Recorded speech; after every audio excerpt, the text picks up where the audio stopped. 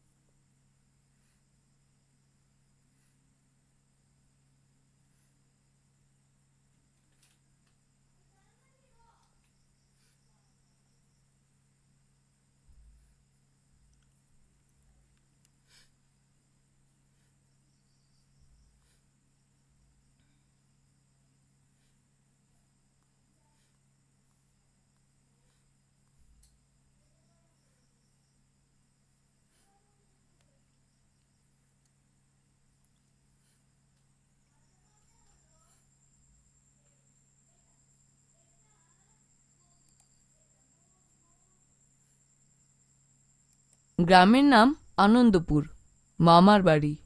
কথায় আছে, মামার বাড়ি রসের হাঁড়ি। আসলেই তাই। পড়া নেই, বাধা নেই, যেখানে খুশি ঘুরে বেড়াও, যা খুশি খাও, এই তো মামার বাড়ি। গেল বছর পয়লা বৈশাখের ছুটিতে গিয়েছিলাম আনন্দপুর। সেখানে পয়লা বৈশাখে মেলা বসে। মামা বললেন, তোমাদের মেলা দেখাতে নিয়ে যাব। আমরা ছিলাম 4 জন। আমি, মামাতো বোন বৃষ্টি, সোহানা আর ছোট ভাই তাজিন। মেলা বসে সকালে। আমরা একটু দেরি করেই গেলাম। মামা বেশ মজার মানুষ। কাঁধে ঝোলানো একটা ব্যাগ, তাতে থাকে ছবি আঁকার জিনিস, থাকে একটা বাঁশি। পড়েন ঢাকার চারুকলা ইনস্টিটিউটে। মেলার একটু কাছে পৌঁছতে শুনতে পেলাম নাগরদোলার কেঁচড় কেঁচড় শব্দ। দেখলাম বাঁশের তৈরি কুলো, ডালা, ঝুড়ি, চালুন, মাছ ধরার চাই, খালুই, আরও কত কি। বসেছে বাঙি, তরমুজ, মুড়ি মুড়কি, জিলাপি আর বাতাসার দোকান সারি সারি। আরেকটু এগুতেই দেখতে পেলাম কত রঙের, কত বর্ণের বিচিত্র সব মাটির হাঁড়ি। ফুল, পাতা, মাছের ছবি আঁকা শেষ হবে। রয়েছে মাটির ঘোড়া, হাতি, ষাঁড় আর নানা আকারের মাটির পুতুল। আমার চোখ পড়ল কাজ করা অপূর্ব সুন্দর মাটির হাঁড়ির দিকে। মামাকে জিজ্ঞেস করলাম, এটা কিসের হাঁড়ি? মামা বললেন, এটা শখের হাঁড়ি। শখ করে পছন্দের জিনিস এই সুন্দর হাঁড়িতে রাখা হয়, তাই এটার নাম শখের হাঁড়ি। তাছাড়া শখের যে কোনো জিনিসই তো সুন্দর। গ্রামের নাম আনন্দপুর, মামার বাড়ি। কথায় আছে, 1. শব্দগুলো পাঠ থেকে খুঁজে বের করি, অর্থ বলি।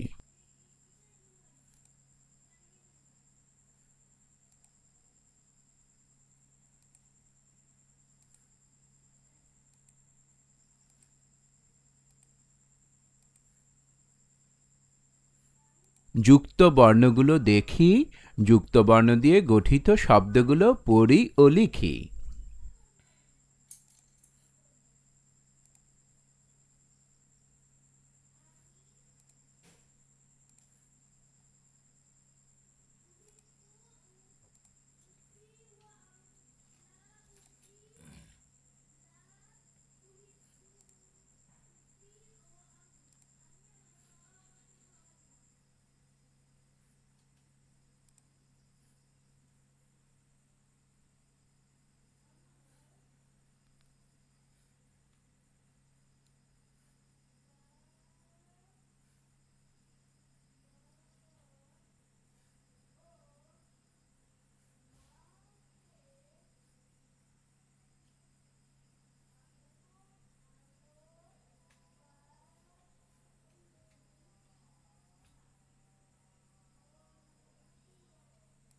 আমরা দুটি শখের হাঁড়ি কিনলাম। অবাক হলাম, পুতুলের পাশেই ঘোলা চোখে চেয়ে আছে এক চকচকে রূপালী ইলিশ, পদ্মার তাজা ইলিশের মতোই, তেমনি সাদা আঁশ, লাল ঠোঁট। আমরা একটি মাটির ইলিশও কিনলাম। মামা বললেন, ওই যে পুতুলগুলো দেখছো, ওগুলো টেপা পুতুল। নরম এঁটেল মাটি টিপে টিপে এসব পুতুল বানানো হয়, তাই এগুলো টেপা পুতুল। বউ জামাই, কৃষক, নথপাড়া ছোট্ট মেয়ে, নানা রকমের মাটির পুতুল। মেলার এক প্রান্তে বড় জায়গা জুড়ে এসব মাটির পুতুলের দোকান। মামা বললেন, এগুলো হচ্ছে মাটির শিল্পকলা। মামা বুঝিয়ে বললেন, যখন কোনো কিছু সুন্দর করে আঁকি বা বানাই অথবা গাই, তখন তা হয় শিল্প। শিল্পের এ কাজকে বলে শিল্পকলা। আমাদের দেশের সবচেয়ে প্রাচীন শিল্প হচ্ছে মাটির শিল্প।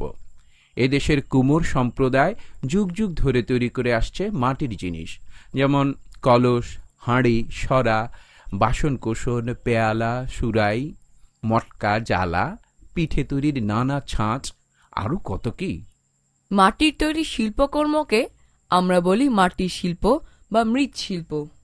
এ শিল্পের প্রধান উপকরণ হল মাটি। তবে সব মাটি দিয়ে এ কাজ হয় না, দরকার পরিষ্কার এঁটেল মাটি। এই ধরনের মাটি বেশ আঠালো। দোআঁশ মাটি যেমন আঠালো নয়, আর বেলে মাটি তো ঝরঝরে, তাই এগুলো দিয়ে মাটি শিল্প হয় না। এঁটেল মাটি হলে যে তা দিয়ে শিল্পের কাজ করা যাবে তাও নয়। এর জন্য অনেক যত্ন আর শ্রম দরকার, দরকার হাতের নৈপুণ্য ও কারিগরি জ্ঞান। আমরা দুটি শখের হাঁড়ি কিনলাম। এক, শব্দগুলো পাঠ থেকে খুঁজে বের করি, অর্থ বলি।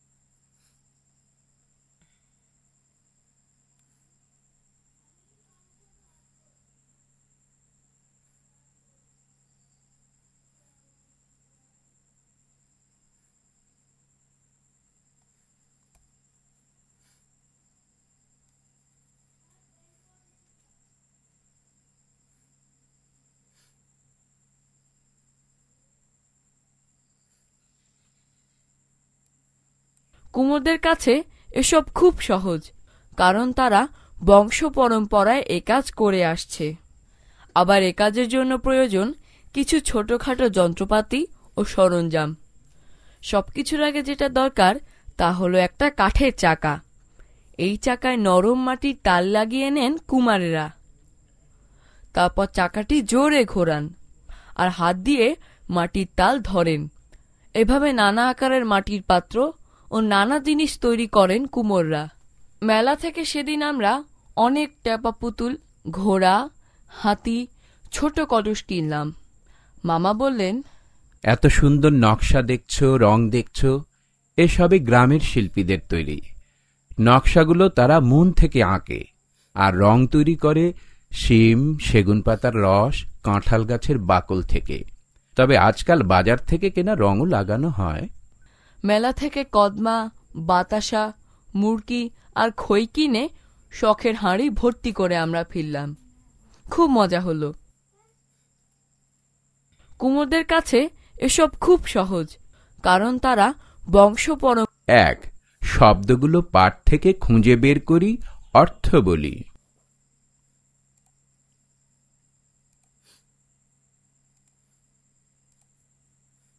যুক্ত বর্ণগুলো দেখি, যুক্ত বর্ণ দিয়ে গঠিত শব্দগুলো পড়ি ও লিখি।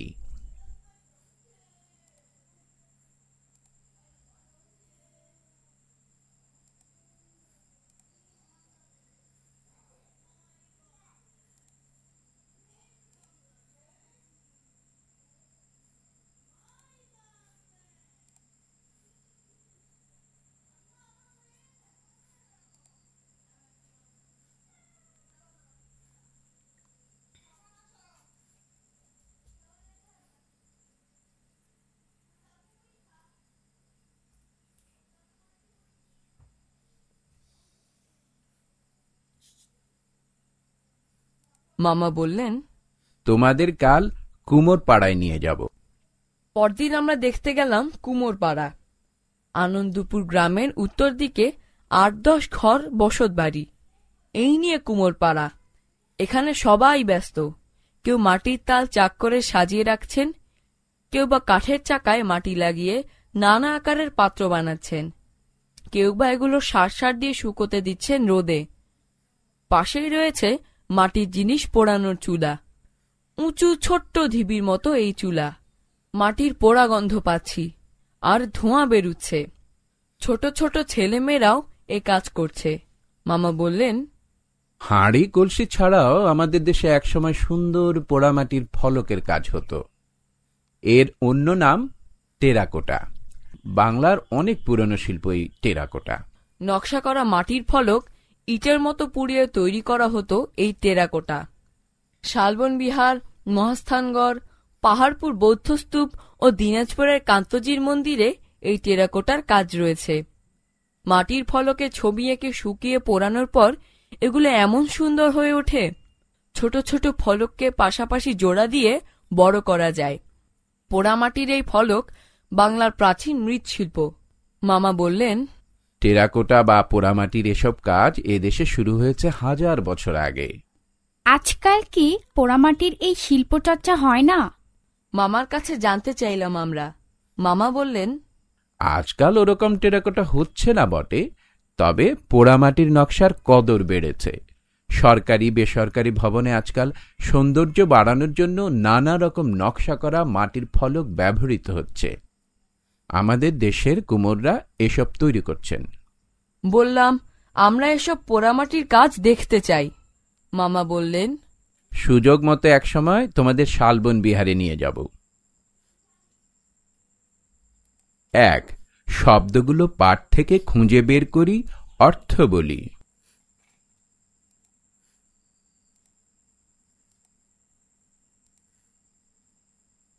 যুক্ত বর্ণগুলো দেখি, যুক্ত বর্ণ দিয়ে গঠিত শব্দগুলো পড়ি ও লিখি।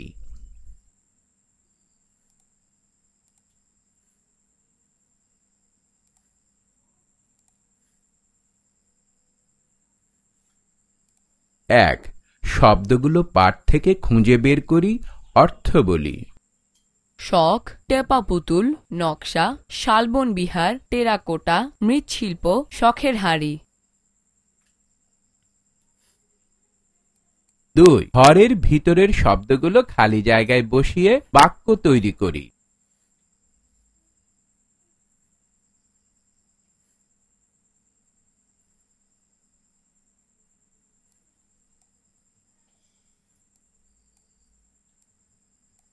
ক. এই যে নকশা দেখছো, এ সবই গ্রামের শিল্পীদের তৈরি।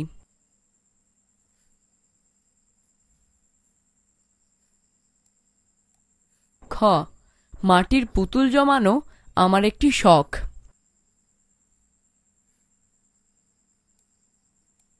গ. মাটির তৈরি শিল্পকর্মকে মৃৎশিল্প বলে। ঘ. আমরা মেলা থেকে অনেক টেপা পুতুল কিনলাম। ঠিক উত্তরটিতে টিক চিহ্ন দিই। ক. আনন্দপুরে কখন মেলা বসে?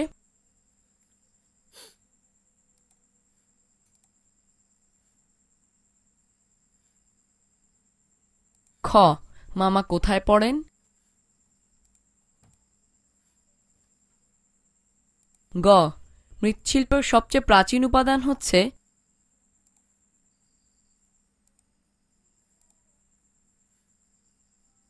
ঘ. আমাদের সবচেয়ে প্রাচীন শিল্প হচ্ছে। ঙ. কুমোর সম্প্রদায় কিসের কাজ করেন? চ. গ্রামের শিল্পীরা রং তৈরি করেন।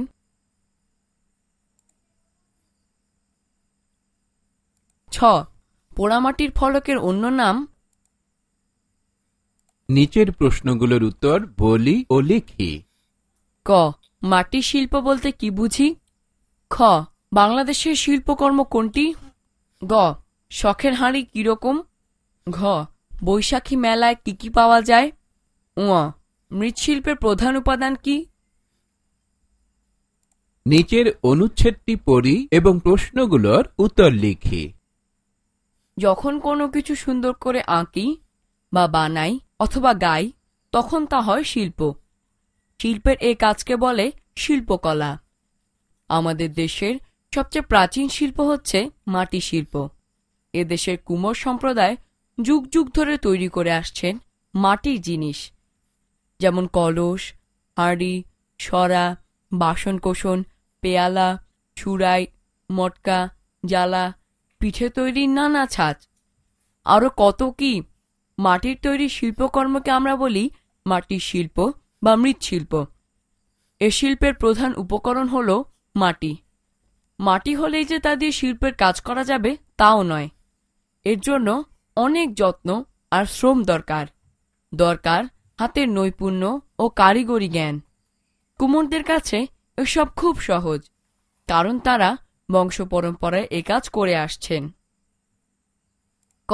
শিল্পকলা বলতে কি বোঝো? খ. শিল্পের কাজের জন্য কি কি প্রয়োজন? গ. কেন কুমোরদের কাছে এসব কাজ সহজ? 6. নিচের শব্দগুলো দিয়ে যা বুঝি তা লেখো। ক. মৃৎশিল্প। খ. শখের হাঁড়ি। গ. টেরাকোটা। ঘ. টেপা পুতুল। চ. কয়েকটি মৃৎশিল্পের নাম বলি। ছ. টেরাকোটা কি? জ. বাংলাদেশের কোথায় পোড়ামাটির প্রাচীন শিল্প দেখতে পাওয়া যায়? ঝ. মাটির শিল্প কেন আমাদের ঐতিহ্য ও গৌরবের বিষয়? ইয়. মামার বাড়ি রসের হাঁড়ি প্রচলিত এই কথাটি দিয়ে কি বোঝানো হয়? 7. নিচের কথাগুলো বুঝে নি। কান্তজির মন্দির। 1952 খ্রিস্টাব্দে মহারাজা রামনাথ রায় দিনাজপুরের কান্তজির মন্দির নির্মাণ করেন। এ মন্দিরের গায়ে স্থাপিত অপূর্ব সুন্দর টেরাকোটা বাংলার মাটির শিল্পের প্রাচীন নিদর্শন। পাহাড়পুর। নওগাঁ জেলার পাহাড়পুরে আবিষ্কৃত হয়েছে প্রাচীন বৌদ্ধ সভ্যতার নিদর্শন সোমপুর বিহার। এই সোমপুর বিহারের আশপাশের বড় বৌদ্ধ মন্দিরে পাওয়া গেছে অনেক সুন্দর টেরাকোটা। এগুলো 8ম শতকের, অর্থাৎ আজ থেকে প্রায় 1200 বছর আগের তৈরি। শালবন বিহার। কুমিল্লার ময়নামতিতে মাটি খুঁড়ে আবিষ্কৃত হয়েছে প্রাচীন বৌদ্ধ সভ্যতার নিদর্শন। 8শ শতকের এই পুরাকীর্তি বাংলাদেশের প্রাচীন সভ্যতার পরিচায়ক। শালবন বিহারে পাওয়া গেছে নানা ধরনের পোড়ামাটির ফলক। মহাস্থানগড়। বগুড়া শহর থেকে 12 কিলোমিটার উত্তরে করতোয়া নদীর তীরে অবস্থিত মহাস্থানগড়। যীশুখ্রিস্টের জন্মের পূর্বে 3য় থেকে 1500 শতকে বাংলার এ প্রাচীন নগর গড়ে ওঠে। মহাস্থানগড়ে পাওয়া গেছে অনেক পোড়ামাটির ফলক, পাত্র, অলংকার ও মূর্তি। 8. কর্ম অনুশীলন। আমার দেখা কুমোরপাড়ার সংক্ষিপ্ত বর্ণনা দিই, অথবা আমার দেখা কোনো হস্তশিল্প বা হাতের কাজ সম্পর্কে লিখি। 4. নিচের প্রশ্নগুলোর উত্তর বলি ও লিখি। ক. মাটির শিল্প বলতে কি বুঝি? খ. বাংলাদেশের শিল্পকর্ম কোনটি? গ. শখের হাঁড়ি কিরকম? ঘ. বৈশাখী মেলায় কি কি পাওয়া যায়? উ. মৃৎশিল্পের প্রধান উপাদান কি? চ. কয়েকটি মৃৎশিল্পের নাম বলি। ছ. টেরাকোটা কি? জ. বাংলাদেশের কোথায় পোড়ামাটির প্রাচীন শিল্প দেখতে পাওয়া যায়? ঝ.